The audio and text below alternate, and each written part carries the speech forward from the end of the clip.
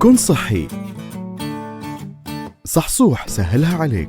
بانكيك الموز والشوفان برقائق الشوكولاتة. الوصفة تحتاج حبة موز كبيرة وطرية، بيضتان، نصف كوب من الشوفان السريع الذوبان، نصف كوب من الدقيق، ربع كوب من رقائق الشوكولاتة الغامقة، ملعقة طعام زيت، ملعقة شاي من الخل الأبيض، ملعقة شاي من الفانيلا السائلة، نصف ملعقة شاي من البيكنج صودا، ملعقة شاي من البيكنج باودر، ربع كوب من عسل النحل للتقديم.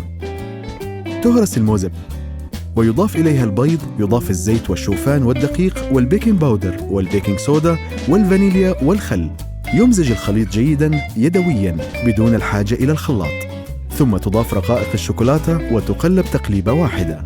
تسخن مقلاة غير لاصقة على النار، يصب مقدار ملعقتي طعام من الخليط في أماكن متفرقة في المقلاة، تترك لتحمر أطرافها حوالي دقيقتان، ثم تقلب وتحمر من الناحية الثانية. تخرج الحبات الناضجة في صحن جانبي، تكرر العملية حتى ينتهي الخليط، ويقدم مع عسل النحل.